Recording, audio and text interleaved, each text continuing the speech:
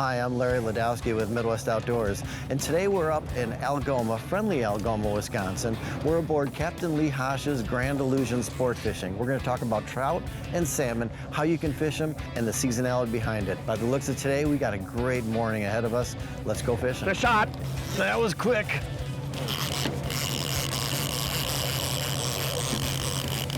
Just set this rod up. They're not even finished setting up yet, and this rod went off.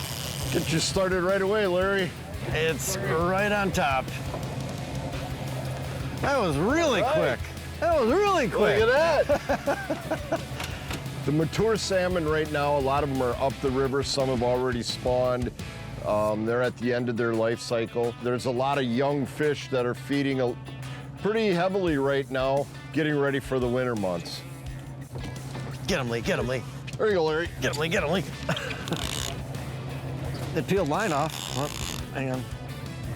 We got a really quick morning today. 2 fish, and we're not even set up yet. Now it's fighting, now it's taking some drag. Oh, now it's twisting and turning.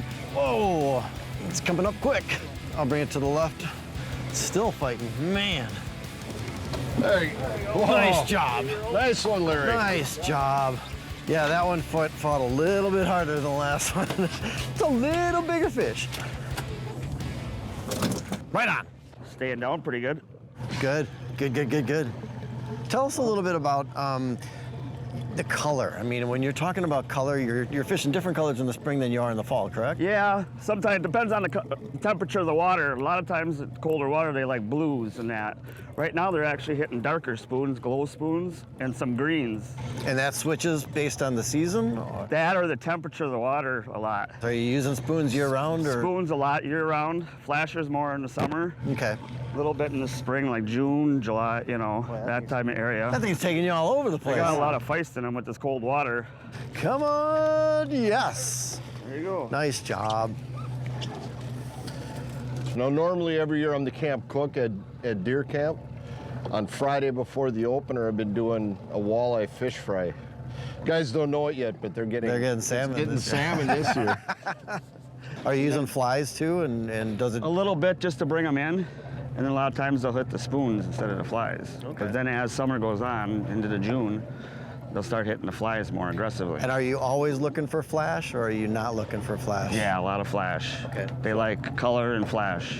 Right. Brings them right in. Yep. With the clear water, they can see it a lot Yes, longer. and the water's a lot clearer. Awesome. Okay. So a lot of times you got to fish farther from the boat just because of the clarity. How do you go about finding the fish and starting points and all that? It's not like you can just pull up on a hump and just start fishing it like a regular.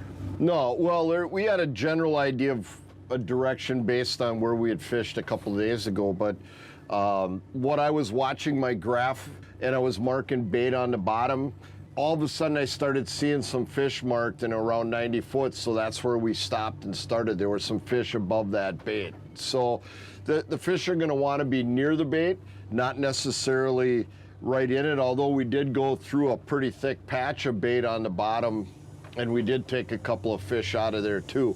Then I use my plotter screen a lot, and you can see on my plotter screen there's all these little symbols that I put. When I get a bite, I wanna mark a symbol on there, but now I wanna turn around and go back through that area where we got the fish. But you're also structure fishing too, because what you're looking at is these contours. And I'm looking at the contours. At this particular time, we're not that far off some of these contour lines coming out where it gets deeper a little quicker.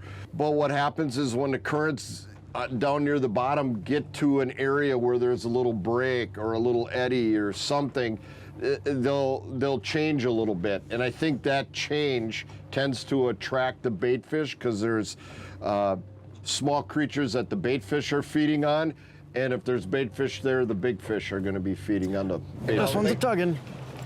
Good one. Oh yeah. Looks like a nice one, Larry. Oh yeah, this is a nice fight. It's on the surface, you can just see it. Lee, tell us a little bit about water temperature and how you fish that.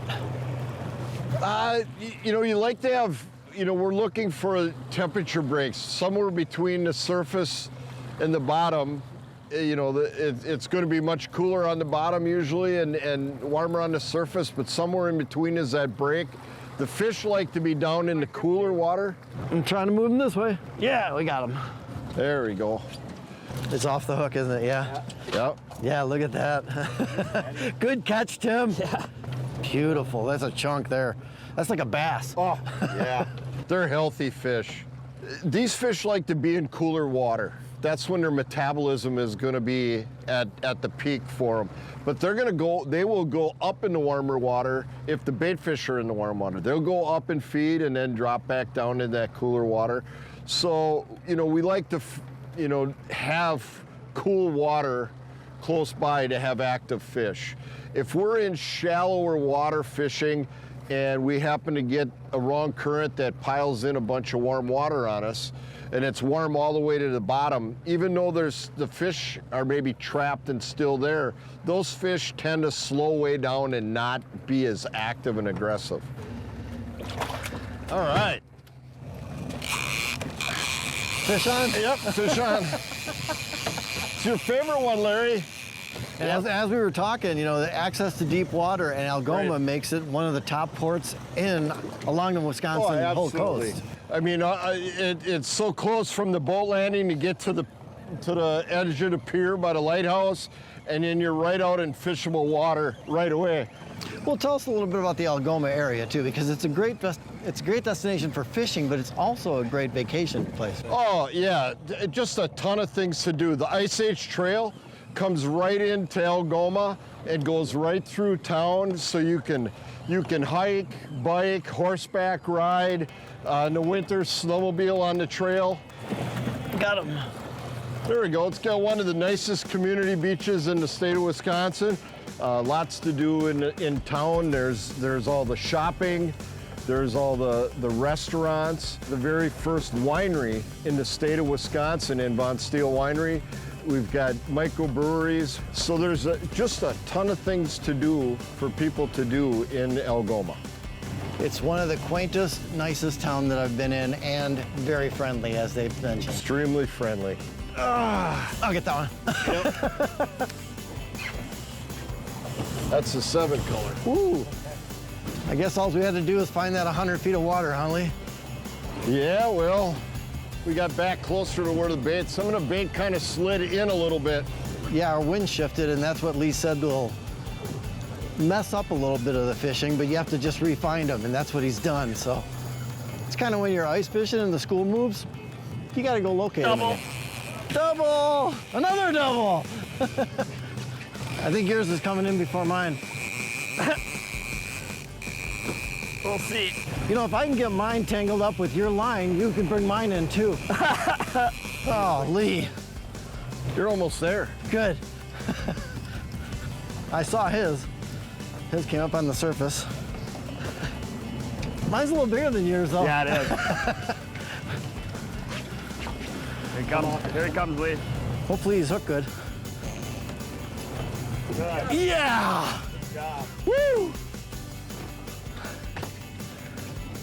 That one just about wore me out.